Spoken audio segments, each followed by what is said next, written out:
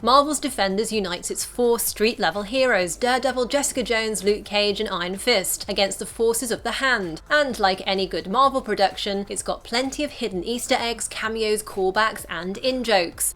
Yippee-ki-yay movie lovers, it's Jan here, and today I'm revealing some of the best Easter eggs, moments and connections in the Defenders. My giveaway for a Defenders or Punisher Funko Pop is also running on this video, so subscribe and keep watching to find out how to win. And just before I delve in, be aware I will be discussing spoilers.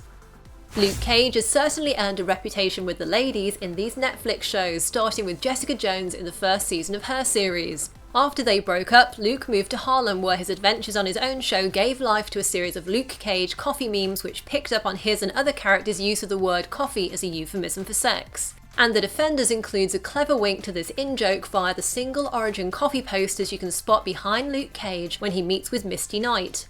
In the Luke Cage series, after Misty asked him out for coffee and he confessed he didn't like it, they ended up sleeping together. That coffee joke continues in another Defenders episode with a coffee poster placed behind Luke while he talks to Claire Temple, who he'd previously asked out for coffee in Luke Cage, but she refused, saying she wasn't going to sleep with him. And intriguingly, in the final episode of The Defenders, Jessica says to Luke that maybe we'll grab a coffee sometime or something, so perhaps we'll even see Luke and Jessica back together at some point in the future. And during that conversation between Luke and Claire, she gives him the name of the bar where he then goes to interrogate Turk. The bar's name, Trouble and a Pair of Dice, previously appeared in an old New York Bulletin newspaper that Karen Page was sifting through in Daredevil Season 2. During Jessica Jones' investigations at the records office, there's a nod to Hand villain Nobu, who was rumoured to have lived 3 lifetimes back in the second season of Daredevil. One of the files Jessica stumbles across is for a corporation called Yoshioka, which is Nobu's surname, and in the comics it was Kazunobu Yoshioka who founded the villainous organisation The Hand. And in other hand-related matters, we all know Marvel loved to chop off hands and arms in its Phase 2 movies as an homage to Star Wars, but like other Marvel Netflix shows before it, Defenders includes its own limb-losing WTF moment, when Stick chops off his own hand to escape Alexandra's clutches. You could say there's a bit of ironic symbolism here, in that he has to cut off his own hand to escape the villainous group The Hand. Interestingly also, this moment is probably a callback to the time that Stick sliced off a hand villain's hand in the first season of Daredevil. Speaking of losing limbs, remember how in Season 1 of Luke Cage, Misty Knight injured her arm during the hostage siege at Harlem's Paradise? Well, that was a hint to the comics where her character loses an arm during a bomb attack. But Season 1 of The Defenders took that hint and made it reality when Misty's arm was lopped off at Midland Circle while she was battling the Hand alongside Colleen Wing. Now, comic book Misty was given a bionic arm by Tony Stark, and it seems she's being set up for something similar on the show too. However, I'm guessing it will be a different billionaire who will be responsible for giving Misty a super-powered limb in the Defenders verse. Given the fact that at the end of the season she's shown recuperating at a state-of-the-art hospital owned by rich boy Danny Rand, I think Misty will have Danny and his connections, as Colleen refers to them, to thank for her new bionic arm. The patient care board in Misty's hospital room also includes a couple of hidden Marvel Easter eggs. First is the name L. Carter, short for Linda Carter, a nurse in the comics who specialised in taking care of injured superheroes and took on the alias of Night Nurse. Also listed is Dr. E. Wortham, an Easter egg to Elias Wortham, a doctor in the comics who ended up becoming a vigilante and anti-hero called Cardiac. I wonder whether we'll see Wortham turn up as the character who fits Misty's new bionic arm, or if this is just an Easter egg plain and simple.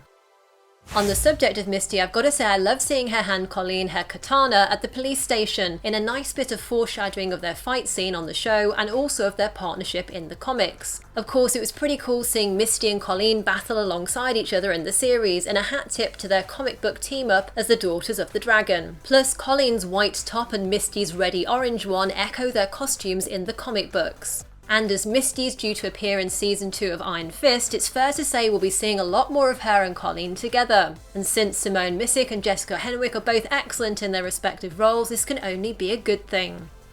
Stan Lee makes a cameo in the show with a similar NYPD picture to ones we've seen in many of his other Marvel Netflix cameos. This particular poster adds a nice touch though with the line "Not all heroes wear capes," a nod to the show's street-level heroes, obviously none of whom wear capes. And the show really gets into its stride in the third episode when it busts out an epic corridor scene after all four heroes finally team up to take on the Hand at Midland Circle. Corridor fight scenes are a staple of Marvel's Netflix shows, and this one has a pretty spectacular ending with Iron Fist using his punch to shatter Elektra's blade.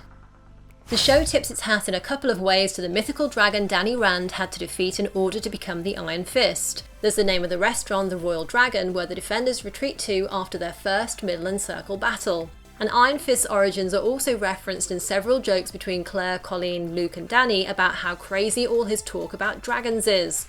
By the way, it's great to see how the cinematography and production design from all the solo shows really come together in The Defenders. For example, just look at how the colours associated with Daredevil, Jessica Jones, Luke Cage and Iron Fist are reflected in the sign for the Royal Dragon restaurant, where the Defenders team up, as well as in the lighting and fixtures and fittings inside the restaurant. There are also a few cool shout-outs to Game of Thrones, which is fitting as both Finn Jones and Jessica Henwick starred in the HBO fantasy series. Of course, it's a nice coincidence that there's lots of talk of dragons in both shows, even if the Marvel shows don't have the budget to put them on display in the way that Thrones does. More intriguingly though is the appearance in The Defenders of two lines that have found their way into everyday language thanks to their popularity in Game of Thrones. During the Midland Circle battle, when Bakuto is about to bring his sword down on Daredevil, Colleen Wing blocks Bakuto with her own sword, and as she does so, she utters the line, "Not today," which is Syrio Forel's classic retort to the God of Death in Game of Thrones. And in episode 8, Elektra says to Matt, "You know nothing," something Ygritte often used to tell Jon Snow on Game of Thrones. There's a cool Spider-Man Easter egg via the lyrics of the Wu-Tang Clan song Protect Your Neck, which plays during the final fight scene and includes the line swinging through your town like your neighbourhood Spider-Man. At the end of the season, this scene of Matt Murdock bandaged in bed, a bedside table and window either side of him, a cross above him and a nun sitting by his side, strongly echoes this image from Daredevil issue 230. The fact the show chose to include that huge visual Easter egg has potentially massive consequences for events in the next season of Daredevil, and I'll talk in lots more detail about that in my upcoming video on what we can expect in Daredevil Season 3. And the final Defenders episode also includes a post-credits teaser for the new Punisher series with lots of Frank Castle Easter eggs and references. I've made a full video breakdown of that which you can watch by tapping the top right of the screen here, and there's also a link to that in the video description below and at the end of this video.